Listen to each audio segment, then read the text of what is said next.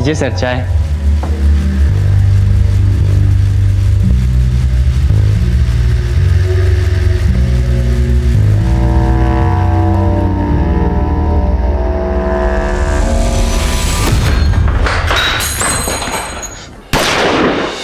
अब भाई कोई हिलेगा तो खोपड़ी खुल जाएगी। चलो चलो चल चलो चलो बे चल चल। अरे भाई चश्मिश चल गाड़ी ढीली करो। अरे सोच कर रहा है कर दे भाई, नहीं तो बीवी बेवा हो जाएगी थारी। चल फटाफट कर निकाल।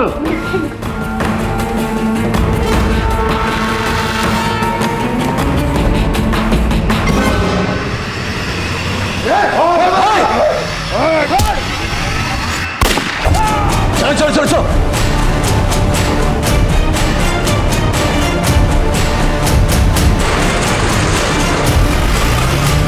नमस्कार आदाब। क्राइम पेट्रोल सतर्क के आज के इस केस में मैं अनूप सोनी आप सबका स्वागत करता हूं। किसी न किसी कारण से दिल्ली का नाम अखबार की सुर्खियां बनता रहता है। बैंक रॉबरी की यह वारदात भी सुर्खियां बटोरने वाली थी, लेकिन इस जुर्म की जड़ें काफी गहरी थी।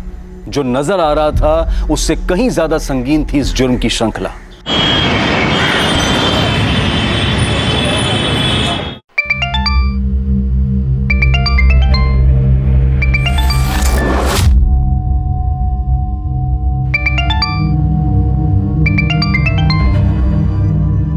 हाय रुचि बेटा। मम्मा, I am so proud of you. Thank you so much मेरा रुचि पुची। आपको पता है मेरे स्कूल के फ्रेंड्स मान ही नहीं रहे कि आपका नाम न्यूज़पेपर में आता है। आज मैं ये न्यूज़पेपर स्कूल ले जाऊंगी, सबको बताऊंगी, टीचर को भी। ओके मेरा बच्चा। अच्छा मुझे बताओ, आपने नाश्ता किया? नहीं मम्मा, अभी नहीं किया। आप कब आओगी? I miss you so much. I miss you too मेरा बच्चा। मम्मा ना आपकी बर्थडे से पहले आ जाएगी, मम्मा प्रॉमिस। ओके मम्मा, love you. Love you too बच्चा। मुझे दे। हाँ बेटा, नाश्ता कर लिया? क्या माँ, 5 बजे तो ऑफिस से आई हूँ। आपको पता है मैं अभी रुचि से यही पूछ रही थी कि उसने नाश्ता किया या नहीं। कैसा होता है ना, सब माएँ एक जैसी होती हैं, सब माओं का सवाल भी एक जैसा होता है। अच्छा बाबा, सवाल नहीं पूछती, लेकिन सलाह तो दे ही सकती हूँ ना। हाँ देख रचना बेटा, ये नाम कमाने के चक्कर में ना तू दुश्मन मत बना लेना। छोटी मोटी खबरों तक तो ठीक था, लेकिन तू अब जो कर रही है ना वो खतरनाक है। तुम्हारे सीनियर निशा को शौक होगा खतरों से खेलने का, लेकिन उसके शौक के लिए तुम अपनी जान खतरे में मत डालना, समझी? अरे अब उठ भी जा, कब तक सोती रहेगी? रात भर निशाचर की तरह घूमती रहती है। कितनी बार बोला कि अब ये करियर वरियर छोड़ो और शादी पे ध्यान दो, और इस बार मेरी बात नहीं मानी ना तो देख लेना। मम्मा, क्या आप रोज रोज सुबह चालू हो जाती हो? फोन पे धमकियां कम आ रही थी क्या, जब आप भी चालू हो गई?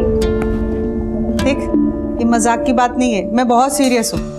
अच्छा अच्छा ठीक है बाबा, मैं शादी कर लूंगी, लेकिन शादी करने के लिए कोई लड़का भी तो मिलना चाहिए ना।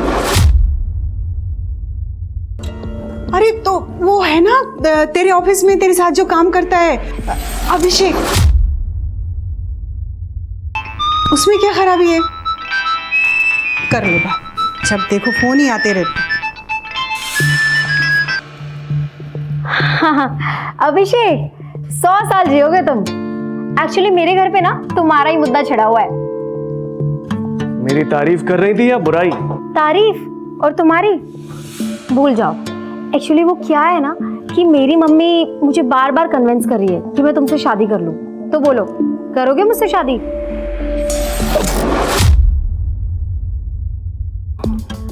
यार तुम ना सुबह सुबह मेरा दम मत निकाला करो यार। अच्छा, तुम्हें मुझ पर भरोसा नहीं है क्या? ये लो, अपनी होने वाली सासू माँ से ना खुद ही बात कर लो। चलो। अरे अरे मम्मा कहाँ जा रही हो? बात तो कर लो अपने होने वाले दामाद से। हाँ अभिषेक, सो सॉरी यार। एक्चुअली क्या है ना, मेरी मम्मा का ना रोज सुबह का यही गाना चालू रहता है, शादी कर ले शादी कर ले। इसलिए आज मैंने उनको ज्वाइन कर लिया। तुम्हारे न्यूज आर्टिकल का असर हो गया है। पुलिस ने कुरैशी को अरेस्ट कर लिया है, उसके यूनिट पर रेड करी और सारे के सारे बच्चों को छुड़ा लिया। अरे वाह अभिषेक, क्या न्यूज सुनाई है तुमने? बच गई ना बैंड उस कुरैशी की। हाँ बैंड तो बजाई थी तुमने। चलो ऑफिस में मिलते हैं।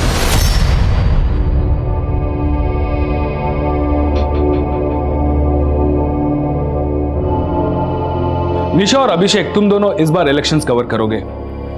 पर सर फिर क्राइम कौन कवर करेगा? आई मीन कुरैशी जैसे काफी लोग हैं दिल्ली में। तुम्हारी असिस्टेंट रचना करेगी। आई थिंक वो आपसे इंडिपेंडेंट रिपोर्टिंग कर सकती है। And I am promoting her. Hey congratulations Rachna. Thank you so much sir. You deserve it Rachna. Thanks कहने की जरूरत नहीं, पर हाँ ट्रीट देने की जरूरत है।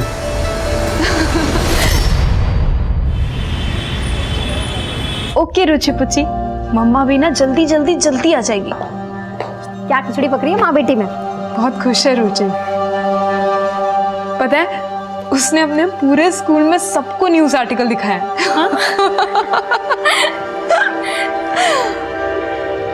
निशा थैंक यू सो मच यार, तेरी वजह से ये सब पॉसिबल हो पाया। अब इतना सेंटी मत हो। ये बता कि रुचि को दिल्ली कब लेके आ रही है? हाँ अब स्कूल्स में बात की है काफ़ी। होपफुली नेक्स्ट एकेडमिक ईयर उसका यही होगा। वो सब तो ठीक है, लेकिन मेरी ट्रीट मत भूल जाना। वापस आने के बाद बहुत बड़ी ट्रीट दूंगी, इनफैक्ट पार्टी करेंगे। पर हाँ उससे पहले तुझे मेरी हेल्प करनी है। हाँ रुचि के लिए बर्थडे गिफ्ट लेना है और कल 12 बजे मेरी बस है, फिर टाइम नहीं मिलेगा। मैं एक शॉप जानती हूँ जो 24 घंटे खुली रहती है। ऑफिस के बाद जाते हैं। ग्रेट। क्यों लोंडियो, ज्यादा उड़ रही है क्या? पंख नहीं काटेंगे, अब के सीधा गर्दन कटेगी। समझ जा तू और समझा दे अपने असिस्टेंट ने भी। भौंकने वाले काटते नहीं, अगर हिम्मत है ना तो नाम बता।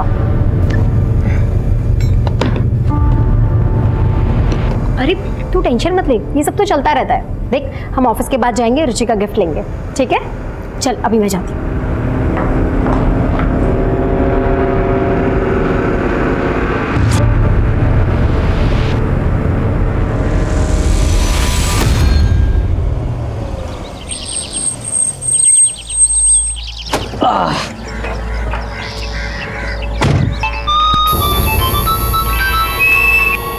किसका फोन था?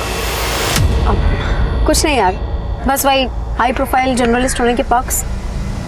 बॉयफ्रेंड के नहीं, बदमाशों के कॉल आते हैं मुझे, गालियों से भरे हुए। चलो bye, see you tomorrow. Bye bye. साहब वो 5 मिनट लगेंगे, पेट्रोल भरा लूं क्या? नहीं हाँ, मैं ऑलरेडी बहुत लेट हो चुके हैं। पहले हमें घर छोड़ दो, उसके बाद जो करना है कर लेना। हाँ रिटर्न आने में मेरा पेट्रोल खत्म हो जाएगा, मैं फंस जाऊंगा, फिर बस थोड़ा टाइम लगेगा। तो ये दिन भर से याद नहीं आ रहा था कि पेट्रोल डलवाना है? हाँ और अभी सर्विसिंग के लिए भी दी थी ना गाड़ी। याद था मुझे, पर दिमाग से निकल गया पेट्रोल का। अभी फटाफट भर लूंगा मैं। जो करना है ना जल्दी करो।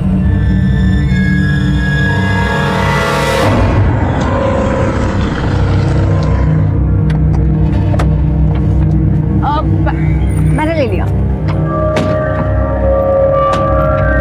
ये ड्राइवर भी ना पेट्रोल के चक्कर में मेरी बस छुड़वा देगा।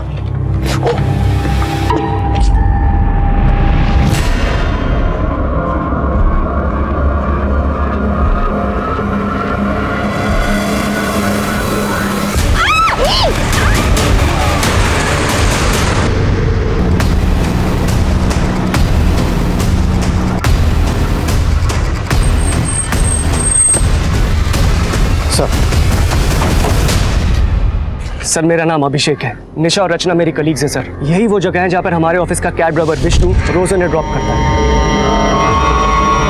उनका घर पास में ही है सर। सर जैसे हमारे एडिटर विजय सर ने मुझे रचना को आए कॉल के बारे में बताया। हेलो रचना। अरे आप फोन मिला दिया साली ने। मार के फेंक इसको। मैंने फौरन आपको बता दिया और यहाँ पर आ गया। विष्णु का नंबर दीजिए। जी। तो रचना और निशा का यहाँ से कहीं और जाने का प्लान था? सर मुझे नहीं लगता, क्योंकि रचना की आज 12 बजे की बस है। वो 2 दिन के लिए अपने घर जा रही है बुलंदशहर। हम तीनों ऑफिस से साथ में निकले थे, फिर हमने रचना की बेटी के लिए गिफ्ट लिया। फिर विष्णु ने मुझे घर ड्रॉप किया और निशा रचना को लेकर निकल गया। सर विष्णु का नंबर तो बंद आ रहा है। ये विष्णु कैसा आदमी है और आपके ऑफिस में कितने अरसे से काम कर रहा है? 1 साल से सर। और 1 महीना पहले उसकी वजह से हमारे ऑफिस में बवाल हुआ। विष्णु, ये जो रियर व्यू मिरर है ना, ये पीछे गाड़ियां देखने के लिए होता है, समझा ना? नहीं साहब, वो मैं पीछे देखने के लिए सेट कर रहा था। Oh God, is he drunk? तूने पी रखी है ना? नहीं विष्णु, निकल जाओ यहाँ से अभी के अभी। साहब मैं हाथ जोड़ के माफी मांगता हूँ, दोबारा ऐसा गलती नहीं होगा मुझसे। साहब बोलो ना आप, मैं माफी मांगता हूँ, मैं दोबारा गलती नहीं करूँगा। एक चांस और दीजिए प्लीज। तो निशा ने उस वक्त तो माफ कर दिया विष्णु को, लेकिन हो सकता है विष्णु के मन में कहीं खटास रह गई और उस बेइज्जती का बदला उसने अब लिया। हो सकता है सर, लेकिन आप प्लीज़ निशा और रचना को जल्दी ढूंढ लीजिए सर। निशा की माँ का रो रो कर बुरा हाल है। रचना की माँ को तो मैंने अभी तक बताया भी नहीं है। बेफिक्र रहिए, हम पूरी कोशिश कर रहे हैं। विशाल सर। विष्णु का पता लगाओ। जी सर। सर प्रेस वैन का रजिस्ट्रेशन नंबर मैंने हर टोल नाका और चेक पोस्ट पे भेज दिया है। सभी टोल नाका की सीसीटीवी स्कैन करो, बैरिकेडिंग करवाओ और हर गुजरने वाली गाड़ी को स्कैन करो। सर आसपास कहीं भी सीसीटीवी नहीं है। वहाँ कॉर्नर पे एक पान वाले की दुकान है। उसने बताया कि सुबह उसके एक साथी ने लड़कियों की चीखने की आवाज़ सुनी थी, पर उसे कोई दिखाई नहीं दिया। इसका मतलब ड्राइवर विष्णु गाड़ी को लेकर यहाँ तक तो आया था, पर यहाँ आने के बाद उसका प्लान बदल गया। एक काम करो, विष्णु, रचना और निशा तीनों के फोन सर्विलेंस पर डालो।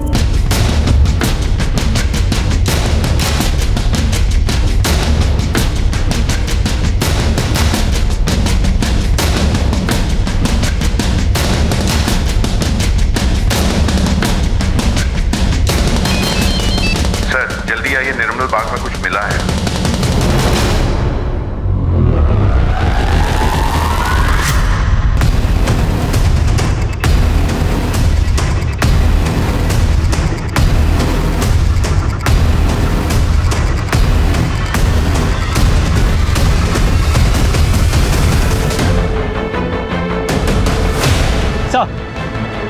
सर झाड़ियों में डॉल मिली।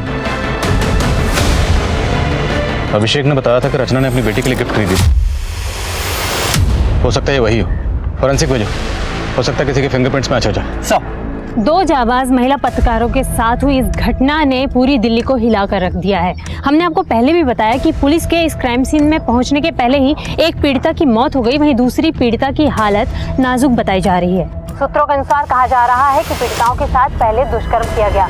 महिला पत्रकारों के साथ हुई ये घिनौनी वारदात एक सबूत है पुलिस और प्रशासन के खिलाफ। ये मीडिया इस केस को बहुत उछालने वाला है और कमिश्नर साहब का 2 बार फोन आ चुका है। ये ड्राइवर विष्णु मुझे 24 घंटे के अंदर अंदर लॉकअप में चाहिए। सर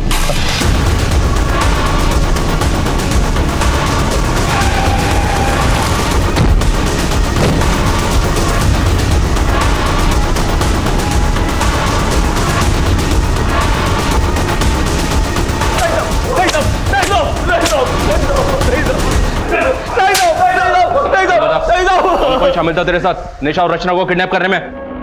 मैंने कुछ नहीं किया साहब, मैंने तो दोनों सांप को उधर ही छोड़ा था जहां मैं हमेशा छोड़ता था। तो अपना मोबाइल बंद करके छुप कर क्यों बैठा था? छुप कर नहीं बैठा था साहब, मेरी छुट्टी थी आज, तो उनको छोड़ने के बाद अपने दोस्त लोग के साथ पार्टी बना रहा था।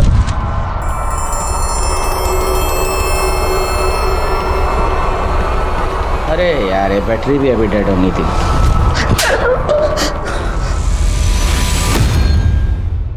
आपका शक सही था। निशा के गले के ऊपर जो निशान है उन्हें देखकर तो यही लगता है कि उसकी मौत गला घुटने से हुई है। और रचना? कंडीशन क्रिटिकल है, हमने उसे आईसीयू में शिफ्ट कर दिया है। उसके सिर पे गहरी चोटें आई हैं। कहीं घूमने चले? रचना, इसी मीटिंग की वजह से तुम अपनी बच्ची को स्कूल से नहीं ला पाए। रचना देखो, तुम गलत समझ रही हो, हमारे बीच ऐसा कुछ नहीं है। बस, अब मैं और रुचि एक पल भी तुम्हारे साथ नहीं रह सकते। जहाँ जाती हो ना तुम तो जाओ, लेकिन लौट कर वापस बताना। सच बोलने वाले रिपोर्टर को तो हमेशा खतरा रहता है सर। निशा ने रिसेंटली एक मीट पैकेजिंग यूनिट के ऊपर एक स्टोरी ब्रेक की थी, जहां पे दर्जनों बच्चों को इलीगली काम पे रखा गया था। ये लीड निशा को एक एनजीओ वर्कर देव ओझा ने दी थी। निशा की इस स्टोरी के बाद पुलिस फौरन एक्शन में आई, वहां पे रेड किया और वहां के सारे बच्चों को रेस्क्यू किया और वहां के फैक्ट्री के मालिक करीम कुरैशी को भी अरेस्ट किया। करीम कुरैशी और ड्राइवर विष्णु, उसने एक बार निशा के साथ बदतमीजी की थी, बात आप तक भी पहुंची, लेकिन आपने उसे नौकरी से नहीं निकाला। सर गरीब आदमी है, पिछले 1 साल से मेरे पास है, निशा ने भी जोर नहीं दिया, इसलिए मैंने पहली गलती समझकर उसको माफ़ कर दिया। और रचना ने जब आपको आखिरी बार कॉल की वो कॉल महज 20 सेकंड की थी, फिर भी आपने रिकॉर्ड की, पूरी कॉल रिकॉर्ड की। क्या आपको पहले से अंदाजा था कि ये कॉल इतनी इंपॉर्टेंट है? सर, मैं एक न्यूज़पेपर चलाता हूँ, मुझे हर रोज़ धमकी आती है। हम जर्नलिस्ट हमारे सारे कॉल्स रिकॉर्ड करते हैं और ये एक बेसिक चीज़ है हमारे प्रोफेशन में। तोड़ो इस विष्णु को, नहीं उगले तो हलक में उंगली डाल के उगलवा। सर एक बात बतानी रह गई थी। निशा को पिछले 2-3 दिनों से एक प्राइवेट नंबर से धमकी के कॉल्स आ रहे थे। जिस दिन ये हादसा हुआ उस दिन भी। हाँ मनीष, करीम से बात करने की परमिशन मिली? जी हाँ सर, अभी अभी दीवानपुर पुलिस स्टेशन शादरा से परमिशन मिला है। तुम शादरा पहुंचो, हम करीम से मिलते हैं। साहब, उन गरीब बच्चों को मेरे यहाँ पे काम करके 2 वक्त की रोटी मिलती थी। उनके माँ बाप खुद छोड़ के गए थे मेरे पास। उन लड़कियों ने जानबूझकर मुझे फंसाया और इसकी सज़ा अल्लाह ने उन्हें दे दी। सज़ा अल्लाह ने दी या तूने? और अब अपना सारा किया कराया ऊपर वाले पे डाल रहा। मैं क्या कर सकता हूँ साहब, मैं तो यहाँ जेल में हूँ, लेकिन ज़्यादा दिन रहूँगा नहीं। आज नहीं तो कल जमानत हो ही जाएगी मेरी। जी हाँ सर, कुरैशी की वॉइस रिकॉर्डिंग की, उसकी आवाज़ धमकी वाले कॉल से मेल तो नहीं खा रही है, फिर भी डिटेल इन्वेस्टिगेशन के लिए फॉरेंसिक भेज दिया उसे। और उसके कॉल रिकॉर्ड भी निकलो, क्रिमिनल बैकग्राउंड का आदमी है, हो सकता है किसी हिस्ट्री शीटर से करवाया। Right sir. मनीष, दोनों लड़कियों को एक साथ किडनैप किया गया, जिसमें से निशा के साथ गैंग रेप किया गया और उसकी बेरहमी से हत्या कर दी गई, और रचना के साथ सिर्फ रेप। ऐसा क्यों? सर अब इस सवाल का जवाब या तो रचना दे सकती है या फिर वो क्रिमिनल्स। नहीं मनीष, अब सारे सवालों के जवाब हमें ही ढूंढने। रचना और निशा, इनकी पर्सनल और प्रोफेशनल लाइफ में जितने भी लोग हैं सबसे बातचीत करो। निशा के साथ जिस तरह से बेरहमी से गैंग रेप किया गया और उसका कत्ल किया गया, और रचना की जो हालत है, उससे तो यही लगता है कि इन दोनों के साथ किसी ने कोई गहरी दुश्मनी निकाली। आखिर ऐसी कौन सी दुश्मनी थी जिसकी कीमत निशा को अपनी जान देकर चुकानी पड़ी, या फिर इस वारदात का मकसद कुछ और ही था?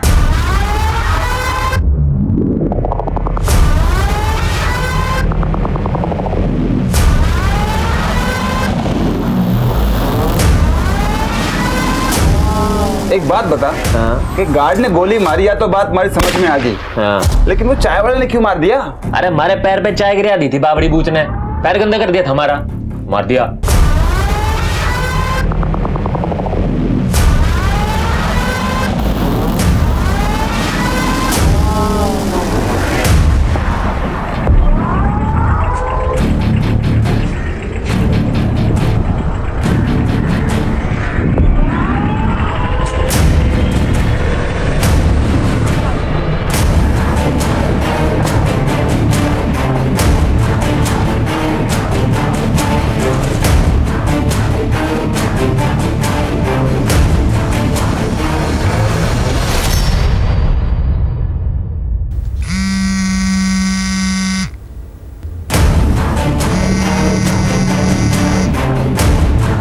हेलो।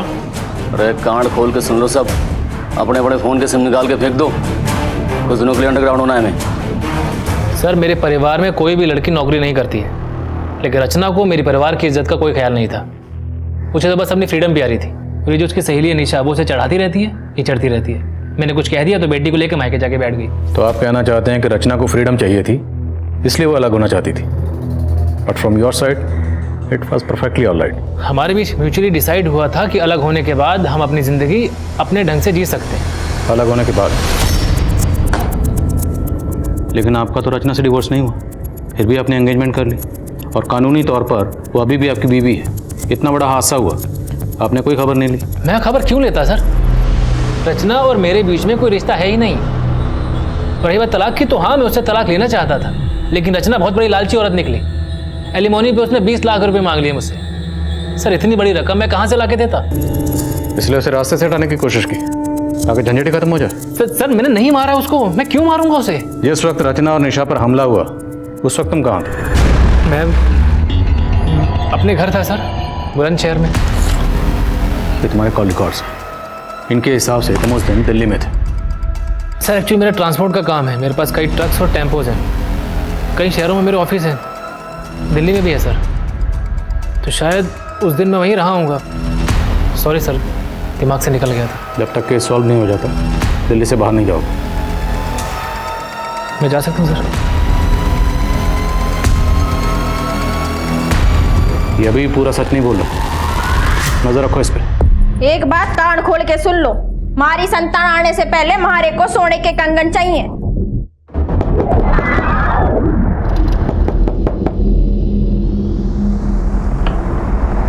भाई साहब 2 मिनट। सर, फॉरेंसिक रिपोर्ट आ गई है सर। विष्णु और उसके दोस्तों के वॉइस सैंपल्स किडनैपर से मैच नहीं हुआ। विष्णु ने कुछ और बताया? विष्णु का कहना है कि सर जिस दिन क्राइम हुआ था उस दिन निशा और रचना अपनी डेली रूट से घर नहीं गई थी, काफी घूमी थी। वो सनशाइन एनक्लेव वाला रास्ता लिया था।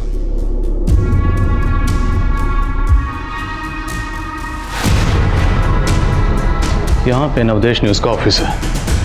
नवदेश न्यूज से एक गाड़ी निशा, रचना और अभिषेक को लेकर इस तरफ निकलती है। एकता नगर, लोटस मार्टिन से गाड़ी पहुंचती है गुप्ता कॉलोनी, जहाँ पे गाड़ी अभिषेक को ड्रॉप करती है। अभिषेक को ड्रॉप करने के बाद गाड़ी आगे बढ़ती है झांझर नगर, फिर आदिलबाग, और आदिलबाग होते हुए गाड़ी फाइनली पहुंचती है व्यास चौक। निशा और रचना दोनों लड़कियां ड्रॉप होती हैं। फिर यहाँ से 6 किलोमीटर आगे ईस्ट में निर्मल बाग। हमने सारे रूट के स्पीड भी चेक किए, ऐसा कोई भी व्हीकल स्पॉट नहीं हुआ जो उनका पीछा कर रहा हूँ। हो सकता है कि किडनैपर्स पहले से ही ड्रॉपिंग पॉइंट पर उनका इंतजार कर रहे हो, या फिर इस पूरे रूट में सीसीटीवी कहाँ कहाँ पर है ये पहले से स्टडी कर रखा होगा। तो किडनैपर्स ने बहुत पहले से प्लानिंग कर रखी होगी, और प्लानिंग बड़ी बारीकी से की गई। नवदेश न्यूज से सनशाइन एनक्लेव वाले रूट के सीसीटीवी एक बार फिर से स्कैन करो। अगर कोई गाड़ी आधे रूट तक भी फॉलो कर रही है, उस गाड़ी की डिटेल निकालो। I am sure break through इसी रूट में कहीं पर। और एक बात सर, ये कुरैशी के कॉल रिकॉर्ड स्कैन किए, क्लीन है। कुरैशी की कंपनी की निशा को टिप किसने दी थी? देवो जाने थे, एनजीओ चला था। जो आदमी छोटे छोटे बच्चों से जानवरों की तरह काम करवाता हो वो कुछ भी कर सकता है। वो जेल में है तो क्या हुआ, उसका एक खास आदमी समीर अब तक फरार है। रेड के दिन वो पुलिस के हाथों से भाग निकला था। हेलो सर, लगता है समीर खान अंडरग्राउंड हो गया है। अपने खबरियों को काम पे लगाता हूँ उसे ढूंढने के लिए। निशा को जो धमकी भरे कॉल्स आ रहे थे उनसे कुछ पता चला? इंटरनेट कॉलिंग थी सर, इसलिए ट्रेस नहीं हो पाया। लेकिन सर, किडनैपर्स के कॉल में जो आवाज़ रिकॉर्ड हुई थी उस तरह का लहजा बेवर रीजन में इस्तेमाल किया जाता है, और ये समीर खान वहीं का रहने वाला है। ये समीर खान इस केस की अहम कड़ी साबित हो सकता है। बेवार पुलिस से समीर खान की डिटेल शेयर करो। खींच निकालो इस चूहे को बाहर। सर, रचना को होश है। रचना अभी भी ट्रोमा में है।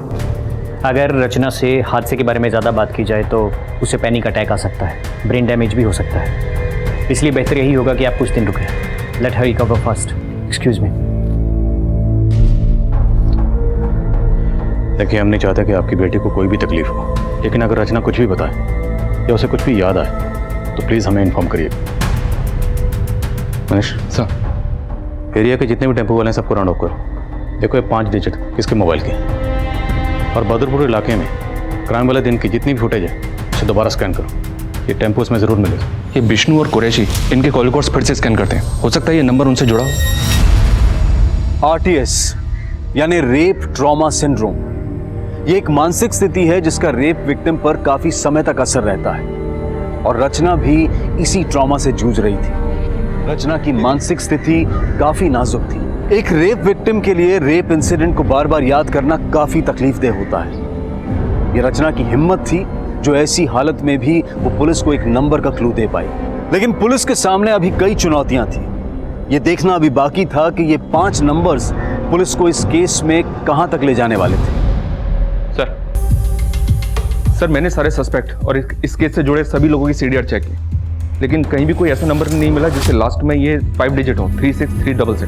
सर, मुझे भी ऐसा कोई टेम्पो नहीं मिला जिस पे ये लिखे हो 36366। किसी भी टेम्पो पर नॉर्मली किसका नंबर लिखा होता है? मोस्टली तो ओनर का ही होता है सर। सर, कभी कभी टेम्पो पे ओनर के ऑफिस का लैंडलाइन नंबर होता है। हम लोग मोबाइल नंबर ढूंढ रहे हैं, शायद लैंडलाइन नंबर हो। एग्जैक्टली। अभी हमें इतना तो पता है कि ये क्रिमिनल जो भी है वो बेवार रीजन में कहीं से है। तीनों जिलों के एसटीडी कोड निकालो, उन एसटीडी कोड के साथ ये 5 डिजिट मिला के डायल करो। अगर ये किसी का लैंडलाइन नंबर है तो कहीं ना कहीं घंटे जरूर बजेगी। आजा, बैठ जा। देखो भाई, 2 दिन में निकलना है हमें, सब लोग तैयार है ना? हमारी बात मानो तो ये सुपारी वाला काम ठीक ना है, और चोरी चकारी लूटपाट ठीक है अपने लिए। अरे मेहंदी, फट रही है क्या थारी? हैं? तू ना एक काम कर, तू ना जनानियों में रह भाई, ठीक है थारे लिए। जो चोरी चकारी तेरे बस का काम ना है। पिकअप वैन पहुंच रही है, मेरे फोन का इंतजार करना।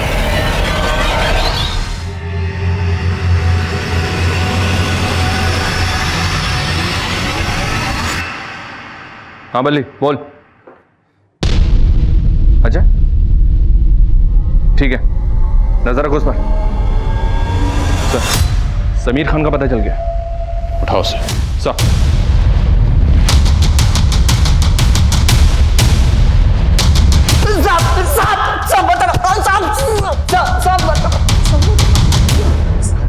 सब 36366 सब ये किसका नंबर है मुझे नहीं पता साहब, मैंने कुछ नहीं किया। तूने कुछ किया नहीं तो चुप क्यों रहा था? कुरैशी भाईजान के अरेस्ट के बाद पुलिस मेरे पीछे पड़ गई थी साहब, चाइल्ड ट्रैफिकिंग के चक्कर में साहब। मैं कुरैशी भाई को बच्चे ला कर देता था, इसलिए मैं छिप गया साहब। पर साहब वो लड़कियों से मेरा कोई लेना देना नहीं है साहब। तेरा लेना देना है या नहीं ये भी पता चल जाएगा। सुमित सब बता दो। निशा को मैं धमकाया था सब, पर मैंने कुछ नहीं किया साहब। जिस दिन ये कांड हुआ उस दिन भी तूने निशा को फोन किया? जी साहब। टुकड़ों टुकड़ों में इंफॉर्मेशन दे रहा। मारो साले, टुकड़े टुकड़े में। समीर को वो सैंपल किडनैपर के वो सैंपल से मैच करने के लिए भेजो, और फिंगरप्रिंट्स भी। शायद उस डॉल पर जो फिंगरप्रिंट्स हैं वो इससे मैच हो जाए।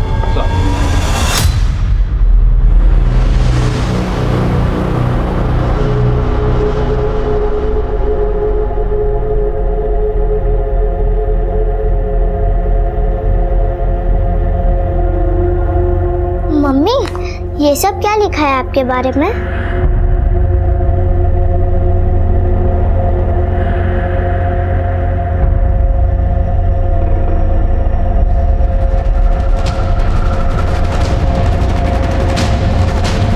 सर हमने 36366 नंबर के साथ नाम हतिन और नू के एसटीडी कोड्स लगाकर कॉल किए। इनमें से 2 लैंडलाइन नंबर चालू हैं। एक नंबर डॉक्टर पुजारी का है और दूसरा जमाल शेख का है, जो मवेशियों का व्यापारी है। उठाओ इस जमाल शेख को, हो सकता है समीर ने इसे इसके टेम्पो को हायर किया। सर जी 2 गड्डी है हमारे पास, दोनों ने ना आज तक हरियाणा बॉर्डर क्रॉस ना किया, कोई काम ही नहीं पड़ता। तेरे बाप ने तो ये 3 टेम्पो दिए थे विरासत में, भूल गया क्या?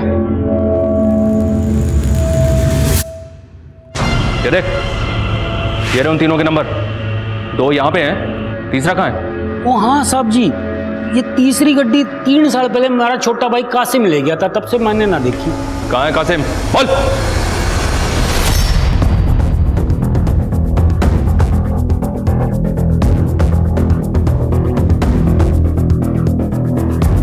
सर गांव वालों ने कंफर्म किया है कि कासिम पिछले कई सालों से गांव में नहीं आया। पता लगा इस कासिम का। दिल्ली और व्यवहार में हर जगह इसकी फोटो सर्कुलेट करो, अपने खबरियों को एक्टिव करो। मुझे लगता है समीर के साथ इस कासिम का कोई ना कोई कनेक्शन जरूर निकलेगा। सर कहीं ऐसा तो नहीं कि इस कासिम का और रोहन का आपस में कोई कनेक्शन हो? कासिम ने अपने भाई से कहा था कि वो ट्रांसपोर्ट का बिजनेस करेगा, और इस रोहन का भी ट्रांसपोर्ट का बिजनेस है। हो सकता है। रोहन के ऑफिस वालों से बात करो, पता करो क्या वहाँ पे कोई कासिम नाम का ड्राइवर था, और 9 पुलिस से कासिम की डिटेल शेयर करो। Okay sir.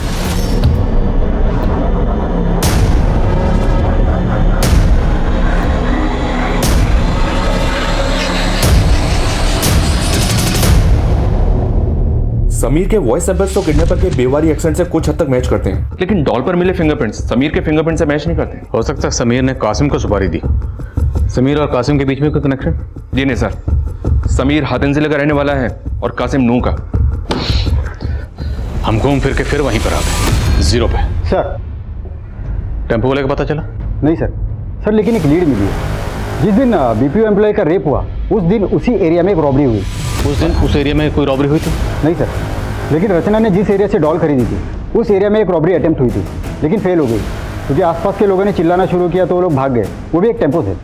मतलब ये गैंग पहले रॉबरी करता है और फिर ली हुई सवारी को अंजाम देता है।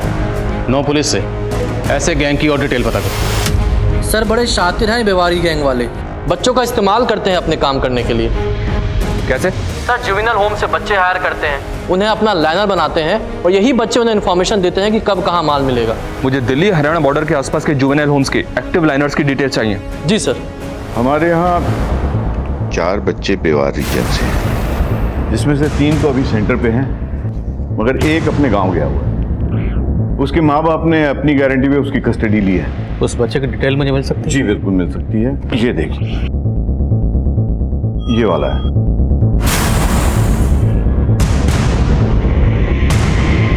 रघु नाम है ना तुम्हारा? डरो मत, तुम मुझे जो भी बताओगे वो हम दोनों के अलावा किसी को पता नहीं चलेगा, तुम्हें कोई नुकसान नहीं पहुंचेगा। सर बैंक में सर कब कितनी सिक्योरिटी होती है, कब बैंक में लोग कम होते हैं, ये सब पता करना मेरा काम था सर। मैं ही उन्हें जानकारी देता और वो चोरी करते। लेकिन सर वो रेप और मर्डर से मेरा कोई लेना देना नहीं है, मैं कुछ नहीं जानता हूँ सर उसके बारे में। हमें पता है कि तुम उस सब में शामिल नहीं हो। तुम एक काम करो, जितने भी लोग थे ना उन सबके नाम यहाँ पे लिखो और उनके बारे में जो भी जानते हो वो सब।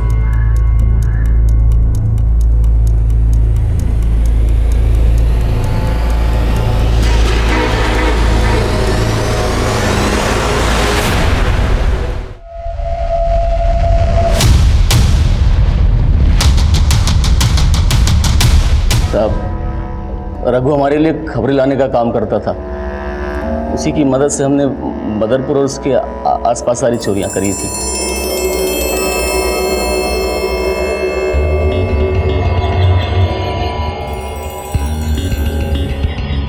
हेलो भगवान दादा, माल उतर गया है और बैंक में भीड़ भी कम है, आप लोग आ जाओ।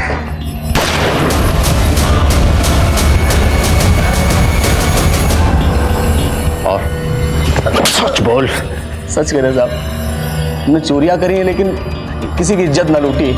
ऐसे सच नहीं बोलेंगे और तब ना सालों का। अरे साहब साहब साहब क्या साहब, आप झूठे कैसे फंसा रहे हो? हमारे खिलाफ कोई सबूत ना है आपके पास? सबूत चाहिए? सबूत चाहिए तो सुन, जिन दो लड़कियों को तुम लोगों ने उठाया था ना, उनमें से एक लड़की बच गई है। उस लड़की ने तुम्हारे टेम्पो को पहचान लिया है। 36366 और टेम्पो के पीछे जो नंबर लिखा था उससे हम पहुंचे जमाल तक, और जमाल ने बताया कि वह टेम्पो उसके भाई का है, कासिम का। कासिम कौन? ये निशा और रचना की सुपारी किसने दी थी? समीर ने, रोहन ने या किसी और ने? साले मेहंदी, एक काम ढंग से ना होता थारे से। साले मेहंदी लगा के ना घर पे बैठ जा। ये चोरी चकारी ना थारे मतबल का काम ना है। गलती हो गई भाई, माफ कर दे। साले थारे गलती के चक्कर में ना पकड़े जाते आज। आज चुप हो जा भाई। हैं? लूट नाकाम के हो गई, लड़ने लग रहे आपस में। शांत बैठ।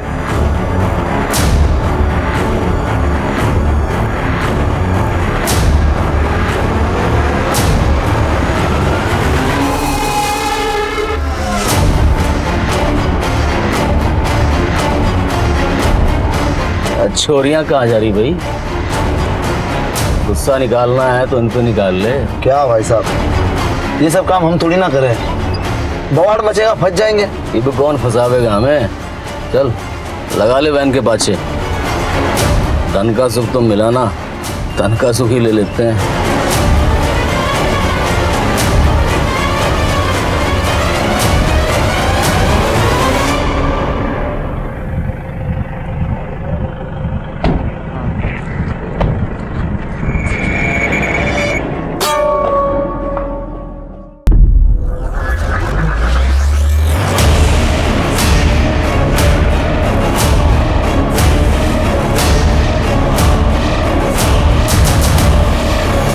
सुपारी ना किसी दी हमको साहब, हम तो हमेशा की तरह चोरी करने निकले थे। बस उस दिन किसी ने शोर मचा दिया तो भागना पड़ा हमको। दूसरी बार हमारी डकैती फैल हुई थी तो हम लोग बहुत चिढ़े हुए थे, इसलिए साहब इसके पहले हमने कभी किसी चोरी को खराब ना किया, पहली बार हुआ ऐसा। तो और वो बीपीओ वाली लड़की? साहब हौसला बढ़ गया था हमारा, हमें ना लगा था कि कभी पुलिस हमको पकड़ पाएगी।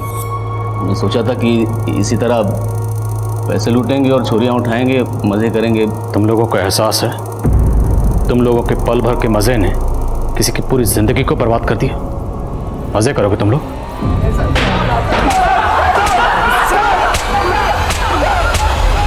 रचना और निशा के गुनहगार इस वक्त जेल में सजा काट रहे हैं। रचना के शारीरिक घाव तो भर चुके हैं, लेकिन उसके मन पर लगे घावों को भरने में अभी और वक्त लगेगा। कुछ लोगों का यह मानना है कि अगर उस दिन निशा और रचना रुचि के लिए गिफ्ट लेने ना जाती तो शायद बच जाती। अगर उनकी प्रेस वैन पेट्रोल स्टेशन पर ना रुकती तो वो बच जाती। लेकिन ये बात बिल्कुल बेबुनियाद है। अगर निशा और रचना वहां पर ना होती तो शायद उनकी जगह कोई और लड़की उस गैंग की हवस का शिकार बनती। जरूरत इस बात की है कि हम एक ऐसा माहौल तैयार करें जिसमें औरतें किसी भी वक्त कहीं पर भी आ जा सके और बेखौफ अपना काम कर सके। और ऐसे सुरक्षित वातावरण को तैयार करने की जिम्मेदारी पुलिस और समाज दोनों की है। एक सभ्य समाज की बुनियाद इसी से मजबूत होती है। देखते हैं हमारे आज के एपिसोड की दूसरी कहानी।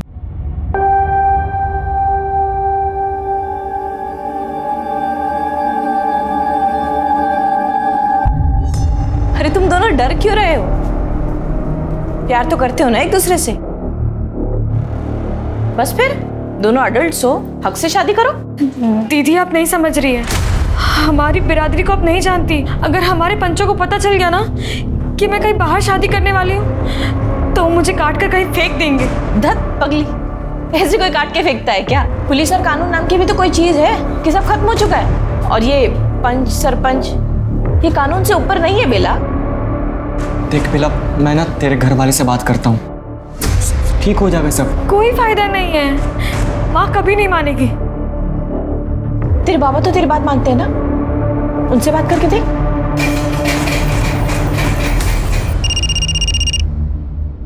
हेलो, हाँ एक मिनट, यही है तेरी बहन का।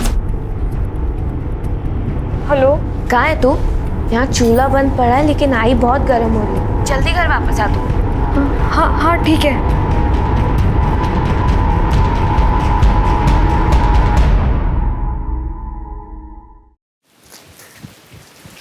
बाबा आ गई तू? ये देख तेरे लिए खौला है, ले ले। क्या है? ताई को भी दे। हाँ, समोसा। मैं पानी आंकता।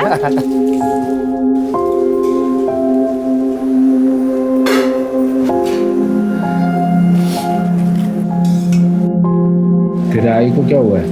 मुंह फुला के बैठी है। दीदी नहीं आई ना अभी तक, तो बहुत गुस्से में एकदम। कल को बेटी की वजह से मुंह पे काली पोती जाएगी ना, तब मुझे मत कहना। अरे इस लड़की की शादी होने जा रही है, लेकिन थोड़ी भी फिक्र नहीं है तुम लोगों को। तेरे आई का ना दिमाग हमेशा गर्म रहता है। आ गई तू? कहाँ गई थी तू? कहाँ गई थी? वो आई, मैं किरण दीदी के यहाँ काम करने गई थी, वही थोड़ी देर हो गई। ऐसा कौन सा पार तोड़ने जाती है तू? आज से ये सब बंद, कोई जरूरत नहीं काम पे जाने की। लेकिन आई ऐसे कैसे? तू समझती क्यों नहीं है? सरपंच के बेटे के साथ तेरी शादी होने जा रही है। बहुत नसीब वाली है तू, बहुत नसीब वाली। लेकिन आई ऐसे अचानक कैसे काम छोड़ दो? बाबा आई शादी के बाद मैं वैसे भी कुछ नहीं कर पाऊंगी, और किरण दीदी को मेरी जरूरत है। आई वो कितना ख्याल भी तो रखती है मेरा। देख गुंजन के लिए उन्होंने किताब भी भेजी है। बाबा देखो। सरपंच को अगर पता चला ना ये पढ़ लिख रही है तो पूरे समाज के सामने नंगा घुमाएंगे इसे। आई आई आई क्या कर रही है? चलो निकलो फटाफट फटाफट फटाफट, चलो चलो पंचायत में चलो। ओ रमेश भाऊ, काय झालं? अरे भाऊ पंचायत बैठी है, कोई राड़ा हुआ है, जल्दी चलो। इसे शर्म नहीं आती? मैं घर में इसके बच्चे संभालती है और ये यहाँ बाहर मुंह मार रहा है। क्या बकवास करी है? झूठ बोल रही है सरपंच जी। गबस तो कहा था, मैं सच बोल रही हूँ सरपंच जी, मैंने अपनी आंखों से देखा इसको। क्या रे दीपक, क्या बोल रही है गौरी? और झूठ बोलता है तू? तेरे को पता है ना, हमारी बिरादरी में पंचों के सामने झूठ बोलना मतलब भगवान के सामने झूठ बोलना होता है। अब सच सच बता, तू अपनी बाइकों को छोड़ के किसी और औरत के साथ सोया है कि नहीं? मुझे माफ कर दो सरपंच जी, मुझसे गलती हो गया। देखा देखा, गलती मान लिया इसने। तू जानता है ना कि अपनी बिरादरी में ऐसी गलती को माफी नहीं, सजा मिलती है, सजा। और तेरे को सजा जरूर मिलेगी। तूने जिसके साथ ऐसा किया है ना, इसके बाइकों के साथ भी पंच लोग वही करेंगे, समझे? ये आप क्या बोल रहे हैं सरपंच जी? मैं आपके पास इसके गुनाह की गुहार लेकर आई थी और अब मुझे सजा देने लग गए। ए गौरी, तू क्यों रोती है? सजा तेरे को नहीं, ये तेरे दीपक को मिल रही है। सबको पता चलना चाहिए, अपनी बाइकों को छोड़ के किसी और औरत के साथ कोई सोता है तो उसके अपनी बाइकों के साथ क्या होता है? आप ऐसा नहीं कर सकते सरपंच जी। बस, पंचों का फैसला आखिरी फैसला है। अरे देवा। राधे, बख्तोस ना अपनी बिरादरी में ये क्या हो रहा है? मैंने तो फैसला कर लिया है, मैं जल्द से जल्द तेरी बेटी बेला की सगाई अपने बेटे किशोर के साथ कर रहा हूँ और झट से लगन लागा तैयारी ला।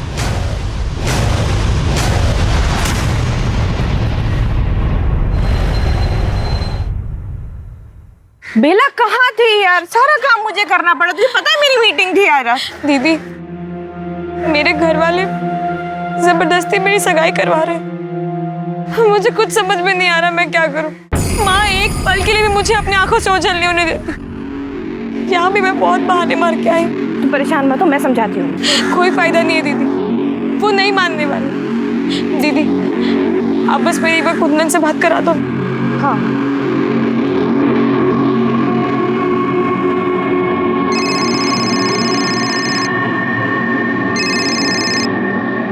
हेलो कुंदन,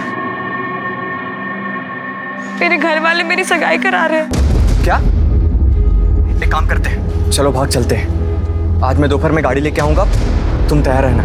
ठीक है। ये पैसे रख, काम आएंगे तुम। ध्यान रखो दीदी।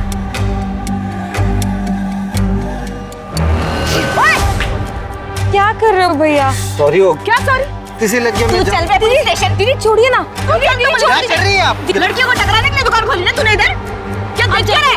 चल निकल, जाओ ना। तू ठीक है? हाँ मैं ठीक हूँ, अब जाइए। हम लवकरच जाऊन येतो। लेकिन तुम लोग दोनों कहीं बाहर मत जाना, पूरा समाज आएगा देव पूजन के लिए। चला वो लवकर चल।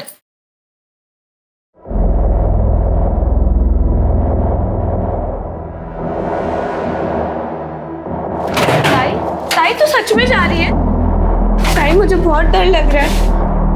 गुंजन तू बता मैं क्या करूं? देखो पता ना वो किशोर कैसा है। उसके साथ अगर मेरी शादी हुई ना तो नोच नोच के खाएगा मेरे को। लेकिन ताई तो गुंजन, मैं कुंदन से बहुत प्यार करती हूँ, उसके बिना नहीं जी पाऊंगी। तुम अपना ध्यान रखना।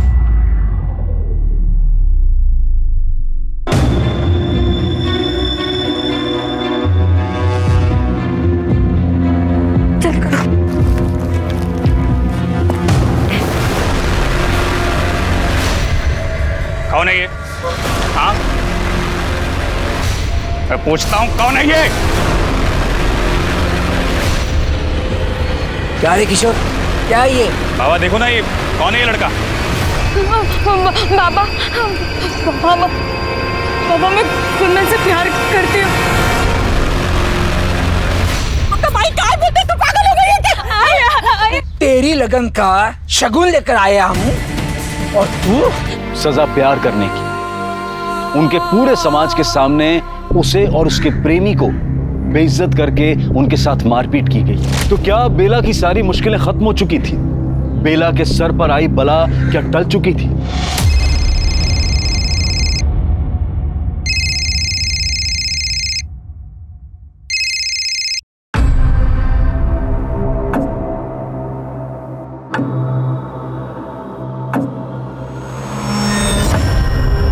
बेला कहाँ है? क्या हुआ तुझे?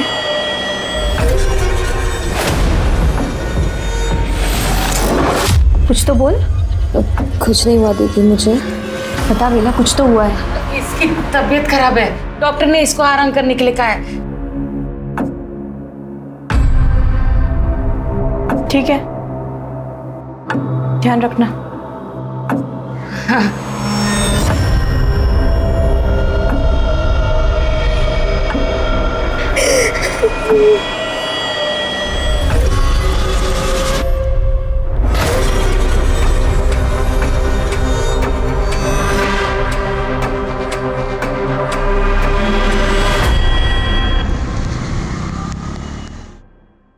हाँ, मैं वो लेआउट ही देख रही थी। वेट, मैं ऑफिस आती हूँ and then let's go about this. या ओके।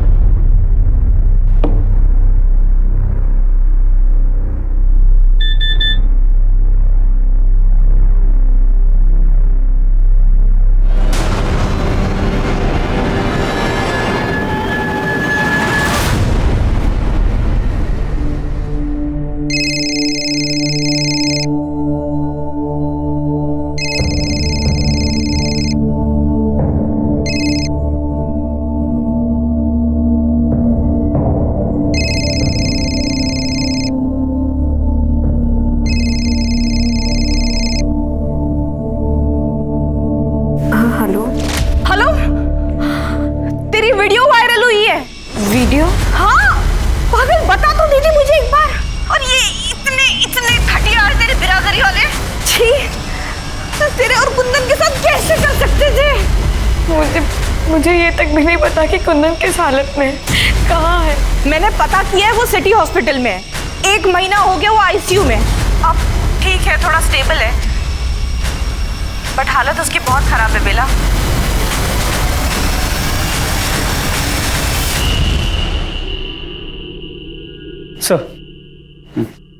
सर ये वीडियो देखिए, वायरल हो रही है। ये पनवेल की। पता करो ये लोग कौन है। जो लोग भी इनके साथ ये कर रहे हैं इनको 3rd डिग्री मिलनी चाहिए। समझ नहीं आता लोग इंसानियत कैसे भूल गए यार।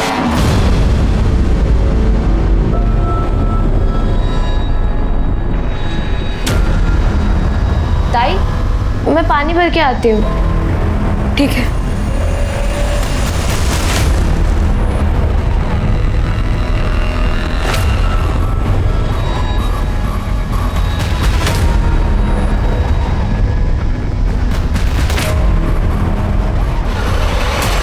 भैया सिटी हॉस्पिटल चलोगे? हाँ चलो भैया।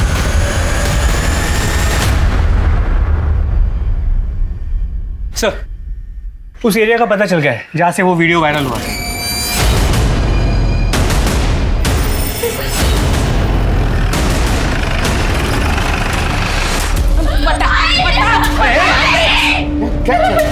क्यों मारे उसको? कुछ नहीं साहब। ओ वीडियो दिखाओ। ये वीडियो तुम्हारी बेटी बेला का ही है ना? हाँ साहब। कहाँ है बेला?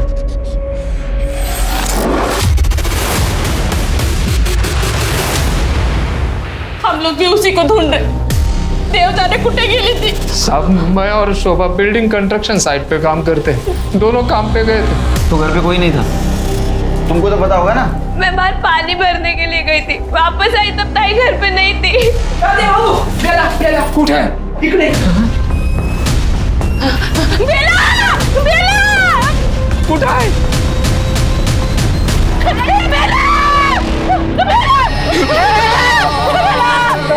ये ना मांगे क्या?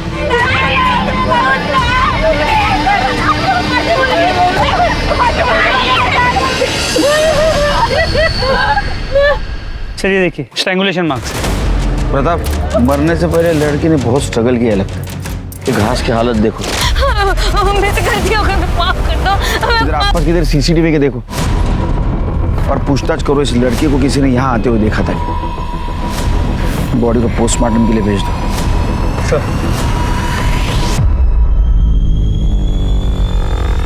कहाँ गई थी बेला?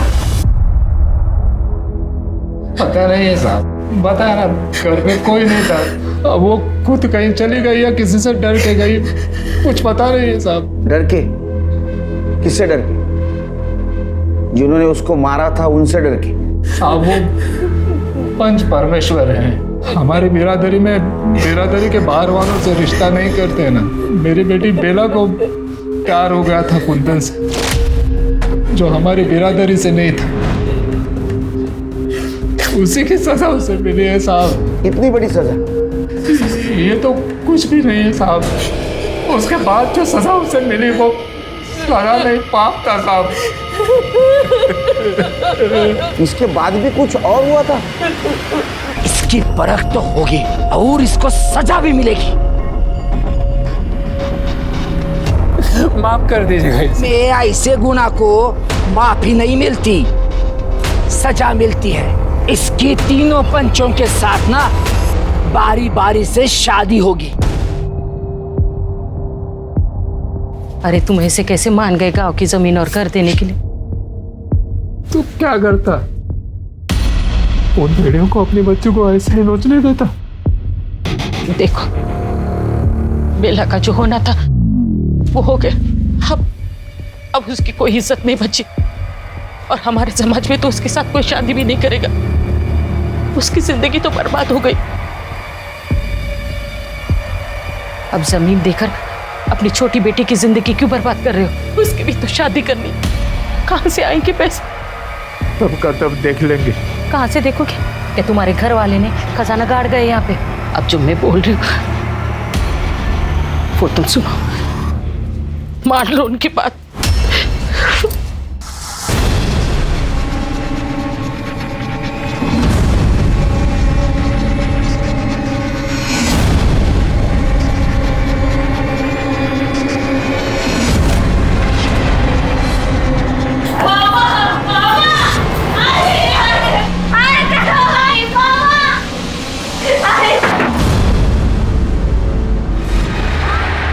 सजा के नाम पे वो लोग उसका रेप कर रहे थे और तुम होने दे रहे थे।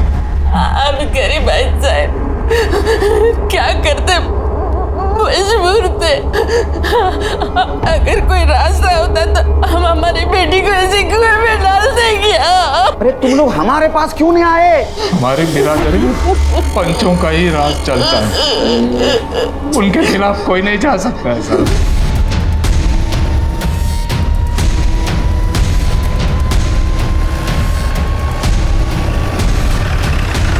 बाबा, बाहर पुलिस आई है बाबा।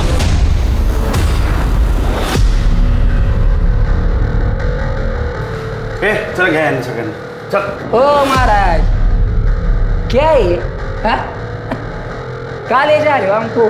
किया क्या है हम लोगों ने? तुम लोगों ने बेला और कुंदन को मारा, उनको नंगा करके घुमाया, बाद में बेला के साथ रेप किया और हमें शक है तुमने बेला का मर्डर किया। ऐसा हमने किया? झूठे सब, आरोप है, आरोप से रखो। राधे ने सब कुछ बताया हमको। चल। अच्छा, आपको राधे ने बताया ये सब कुछ? और राधे ने बताया और आपने मान लिया है? सबूत है आपके पास? पुरावा? पुलिस स्टेशन चल, पुरावा दिखाता हूँ। चल। ओ साहब, उसके लिए भी ना सबूत चाहिए होता है। एक काम करना है, जाओ सबूत लेके आना, फिर बात करना। राम राम। अरे माता का ध्यान देना। सरपंच वाली बात है, मामला बिगड़ सकता है, बेकार तमाशा होगा। सबूत लेके आऊंगा, तेरे को घसीट के लेके जाऊंगा। खुशी से जाओ।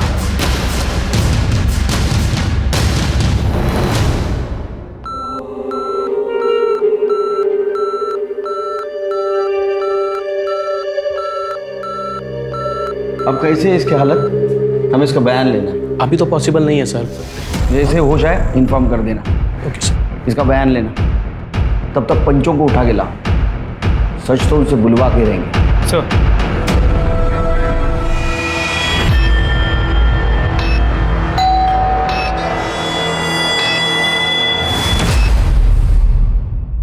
सर, बेला की बॉडी जहाँ पे मिली थी वहाँ पे कोई सीसीटीवी कैमरा नहीं।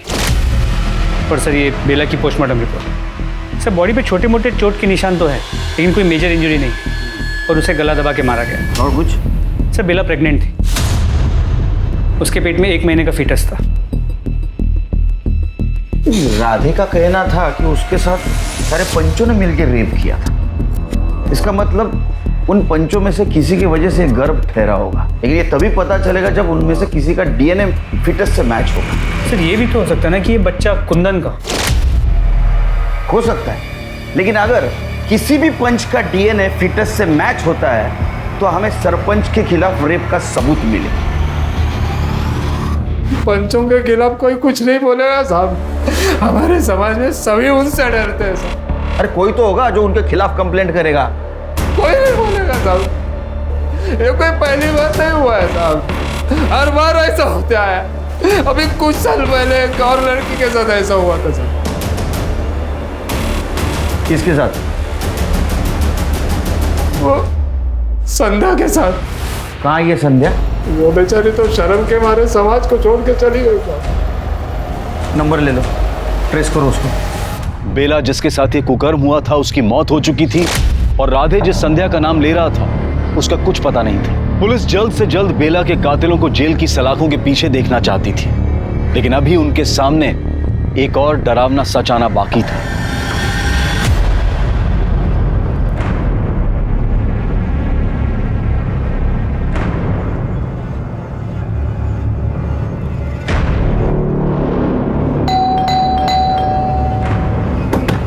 मैडम, मैडम, मैडम,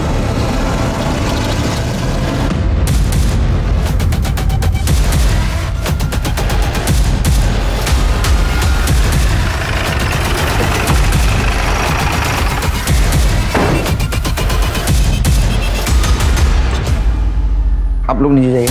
कर दे, दरवाजा तोड़ा।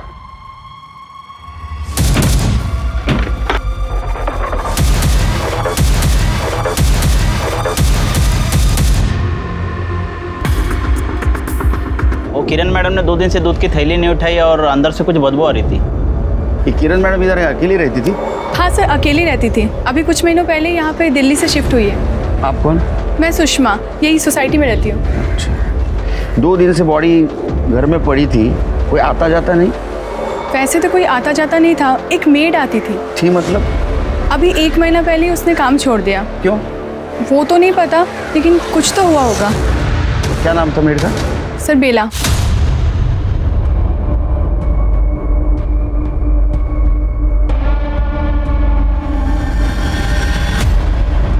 हाँ सर, यही है। फिर इसका भी मर्डर हो गया क्या? सर, आसपास में किधर भी सीसीटीवी कैमरा नहीं है। ठीक है, इनके घर वालों को इन्फॉर्म कर दो और बॉडी पोस्टमार्टम के लिए भेज दो। सर।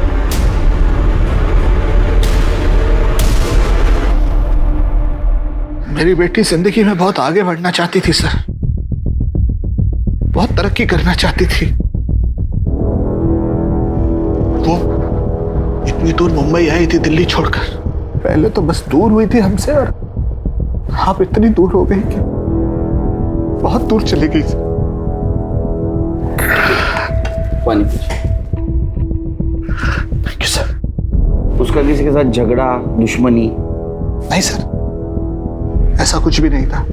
हाँ, थोड़ी आउटस्पोकन थी, कुछ गलत होते हुए देखती थी तो खुद को रोक नहीं पाती थी। अभी कुछ समय पहले अपनी मेड को लेकर परेशान थी। मेड बेला? हाँ जी सर। पापा थैंक यू सो मच, आपने मुझे इतनी खूबसूरत लाइफ दी पापा।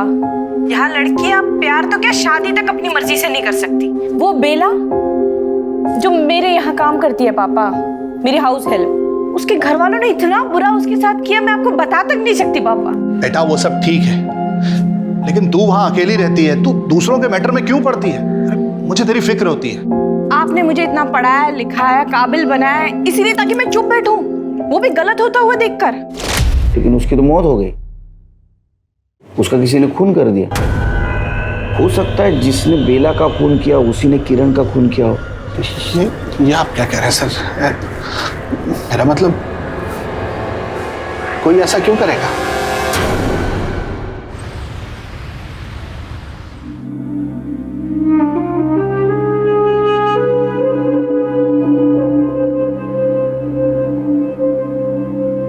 गुंजन कहाँ है? उसको सामान लेने भेजा है। हम सरपंच के खिलाफ पुलिस में शिकायत तो कर रहे, लेकिन मेरे को बहुत डर लग रहा है। उन लोगों ने हमारी बच्ची के साथ जो किया है ना, उसकी सजा तो मैं उनको दिलवा के रहूंगा।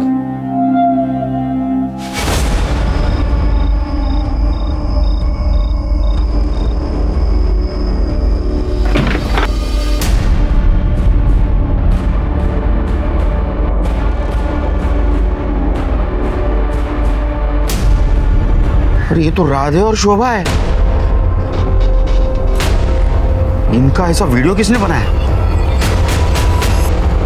हमको कुछ पता नहीं है साहब, वो लोग कौन थे? क्या हुआ क्या था? साहब हम लोग घर में ही थे, 2 लोग आए और हमको बहुत मारे साहब, मुंह काला के नंगा के बहुत मारे सब इधर।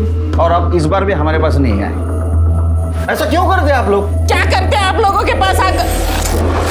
हमारी बेटी को मारा, क्या किया आप लोगों ने? हमें तो इसी बात की सजा मिली है ना, हम लोग आपके पास आकर पंचों की शिकायत की। अगर आप लोगों के पास आते ना तो देव जाने मेरी गुंजन के साथ क्या क्या करते हैं वो लोग। तो तुमको क्या लगता है ये सब कुछ पंचों ने किया?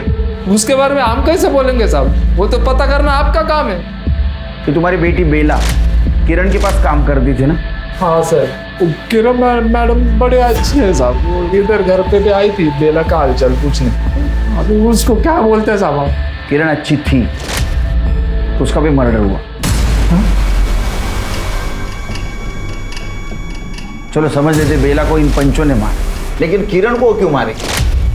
हमको कुछ नहीं मालूम साहब, वो पूछताछ कर रही थी ना साहब, इतना ही मालूम है हमको।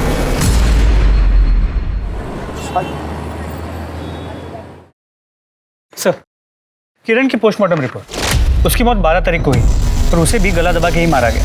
12 तारीख मतलब जिस दिन बेला का मर्डर हुआ उसी दिन किरण का मर्डर हुआ? जी सर, तो उसके कॉल रिकॉर्ड्स के मुताबिक 12 तारीख की सुबह उसने बेला को कई बार फोन किया। कि बेला और किरण के मौत का कनेक्शन क्या है? आखिर इन दोनों को कोई क्यों मारेगा?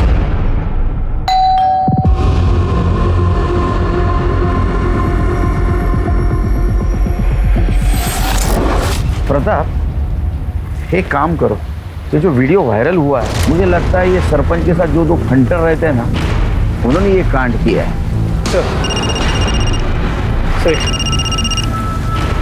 हेलो, ठीक है, मुझे एड्रेस भेज दो। अच्छा, संध्या के फ़ोन नंबर से उसका एड्रेस मिल गया।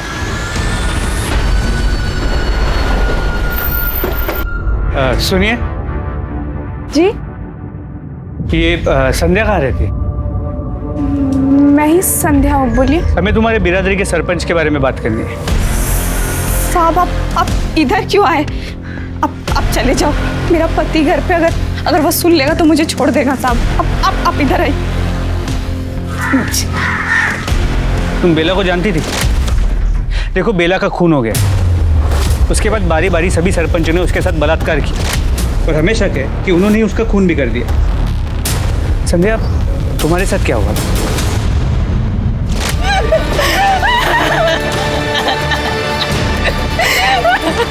निकाल, मैं बोल रहा हूँ ना।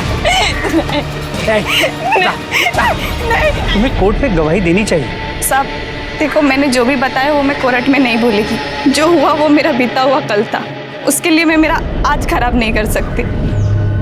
हाथ जोड़ती हूँ साहब, आप लोग जाओ। हाथ जोड़ती हूँ साहब।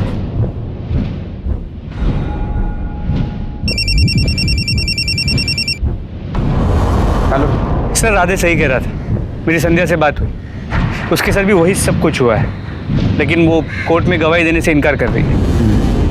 ठीक है, मुझे हॉस्पिटल से फोन आया था, कुंदन को होश आया है, वहीं आके मिलो। इसकी कंडीशन अभी भी बहुत अच्छी नहीं है, प्लीज थोड़ा जल्दी करें। कुंदन, क्या हुआ था बेला के साथ? पता नहीं। बेला कैसी है? बेला अभी इस दुनिया में नहीं रही, उसका किसी ने खून कर दिया। देखो, अगर तुम चाहते हो बेला को न्याय मिले तो तुम्हें सरपंच और बाकी लोगों के खिलाफ कंप्लेंट लिखवानी होगी। इसका स्टेटमेंट ले लो और पंचों के खिलाफ अरेस्ट वारंट निकालो। सर, अरे छोड़ दो। ये साहब बोल रहा हूँ, ये सही नहीं कर रहे। तेरे जैसा घटिया इंसान जब सही गलत की भाषा करता ना, अच्छा नहीं लगता। इसका डीएनए बेला के फिटनेस से मैच करवा। चल। अरे छोड़ मेरे को। सर, किरण के घर के पास वाला जो चाय वाला था पिछले 2 दिनों से गायब है। तो सुनने में आया कि जब से किरण का खून हुआ है तब से वो परेशान था। उसके साथ किरण और बेला का झगड़ा भी हुआ था सर। उसका फोटो तो नहीं है सर, उसका नंबर मिला है मुझे। जरा चेक करा, उठ गया। सर, नंबर बोल। सर, प्रजापति, रमाकांत और सुरेंद्र, इन तीनों पंचों की डीएनए रिपोर्ट आ गई। किसी का भी डीएनए फीटस के साथ परफेक्ट मैच नहीं है। कुंदन का डीएनए मैच होता है? सर कुंदन का भी मैच नहीं होता, लेकिन सर एक आदमी है जिसका डीएनए 50% मैच हो रहा है। कौन है? प्रजापति। उसका कोई भाई है? नहीं सर, उसका एक ही बेटा है, किशोर। उठा के लाओ उसको। सर। साहब मुझे कुछ नहीं पता साहब। तेरा कोई चाचा है? नहीं साहब। तेरे बाप का बाहर लफड़ा जिसकी वजह से तेरे को सौतेला भाई? नहीं तो। नहीं ना? बेला के पेट में जो बच्चा था ना, उसका डीएनए तेरे बाप से 50% मैच हुआ है। तेरा चाचा नहीं, तेरा सौतेला भाई नहीं। इसका मतलब बेला के पेट में जो बच्चा है वो तेरा ही। नहीं साहब, वो हम दोनों की शादी होने वाली थी साहब, तो वो अपनी मर्जी से मेरे साथ सोई थी। बेला के पेट में तेरा ही बच्चा था। बेला दूसरे से प्यार करती थी, तेरे साथ कैसे आएगी रे सोने को? तूने मारा है ना? देख, तूने बेला का रेप किया, बेला के पेट में तेरा बच्चा था। ये बात किरण को पता चली। किरण तेरे पीछे लगी बेला से शादी करने के लिए। तेरे को शादी नहीं करनी थी, इसलिए तूने बेला और किरण दोनों को मार दिया। हाँ? नहीं साहब मुझे तो मालूम भी नहीं इस सब के बारे में साहब। तू ऐसा नहीं बोलेगा, तू तेरे बाप का ही बेटा। ये जब सच बोलना शुरू करे तब तुम मारना बंद करना। सर, राधे और शोभा की वीडियो का सोर्स मिल गया। ऐसे कैसे हो सकता है?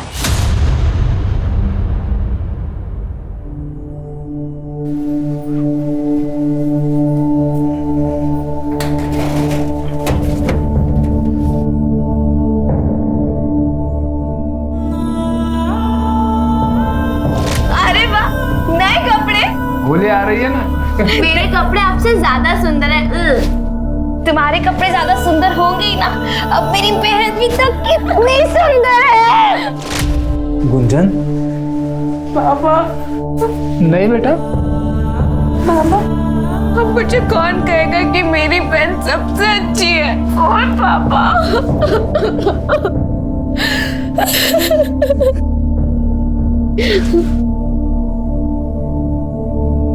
इंस्पेक्टर साहब, आप तुम्हारा और तुम्हारे पत्नी का जो वीडियो वायरल हुआ था वो तुम्हारे मोबाइल से हुआ था।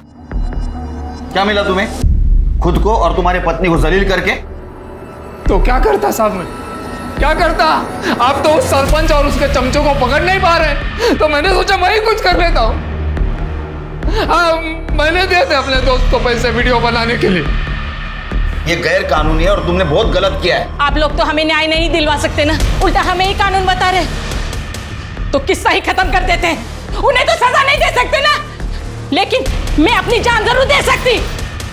अरे शोभा, ऐसा मत कर शोभा। अरे रोक, अरे खोला दरवाजा, अरे कर दो।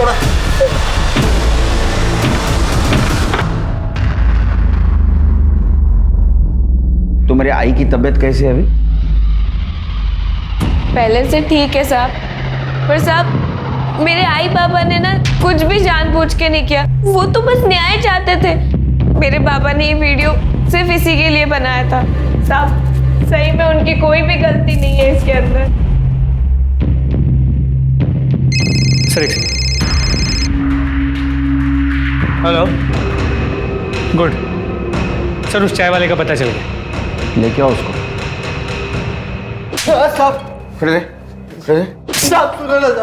बेला को क्यों मारा? अपन ने किसी को मारा साहब? तूने मारा है। बेला को चाहता था ना तू? हाँ, किरण ने तेरे को डांटा था। ओए! क्या कर रहे हो भैया? सॉरी हो। क्या सॉरी? किसी लग गया। तू चल बे पुलिस स्टेशन। दीदी छोड़िए ना। क्या दिक्कत है? चल निकल जाओ भैया। तो इसलिए तूने दोनों को भी मार दिया? नहीं साहब अपन बेला को चाहता था, ये बात सच है। अपना किरण के साथ झगड़ा भी हुआ था साहब, लेकिन अपन ने किसी को नहीं मारा साहब। तू झूठ बोल रहा है। बघायचं काय ते? किशोर के मोबाईल में ये वीडियो मिला। रेडे घेऊन जा, तोड़ा याला। प्रताप, ये तो बेला के रेप का वीडियो है। बोलना कैसे आया? बोलना कैसे आया? बोल। रेप किया था ना, उसके साथ रेप किया था ना तूने? तेरा डीएनए बेला के पेट में जो फीटस था ना, उससे तेरा डीएनए मैच हो रहा है। किया था तूने रेप? सब बेला के साथ रेप कर रहे थे।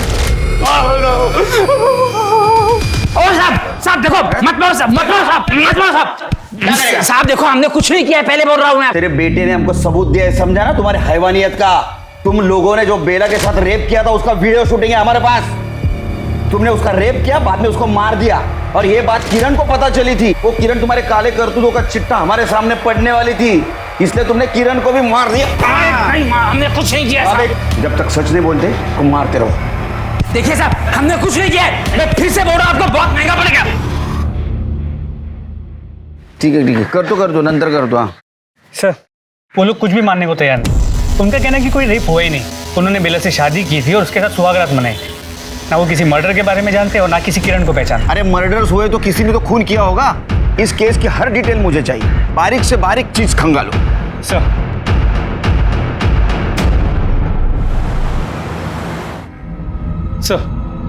हॉस्पिटल के बाहर के सीसीटीवी कैमरा में बेला नजर आई। सर ये देखिए। मतलब मरने से पहले ये हॉस्पिटल गई और बाद में घर के पास गई। लेकिन सर एक बात है, ये देखिए, वो हॉस्पिटल के बाहर तक गई लेकिन वहीं से वापस लौट गई। ये देखो, ये रिक्शा से उतरी, पीछे पलट के इसने किसी को देखा और फिर से रिक्शा में बैठ गई।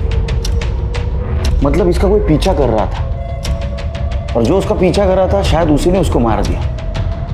ये रिक्शा किसका पता करो, उसको लेके आओ। सर। हाँ साहब, ये लड़की बैठी थी ऑटो में, वो बोली मुझे हॉस्पिटल छोड़ दो। जब मैं उसे हॉस्पिटल लेने गया और डर के मारे वापस ऑटो में बैठी, मुझे बोली मुझे वहाँ छोड़ दो जहाँ से लेकर आए थे। तुमने देखा ऑटो में कौन था? हाँ सर, जब मैं उसे छोड़ने गया तो पीछे से एक रिक्शा आ रही थी, तो मुझे कुछ गड़बड़ लगी, तो मैंने उतर के देखा तो एक आदमी निकल गया था। फोटो देखो, इनमें से कौन था? नहीं सर। हाँ साहब, ये था।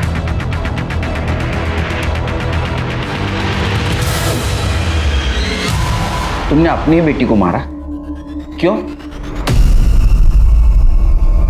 मेरी बेटी तो उसी दिन मर गई थी साहब, जिस दिन उन पापियों ने उसके साथ बलात्कार किया था। और उन लोगों को फंसाने की कोशिश की तो क्या करता साहब?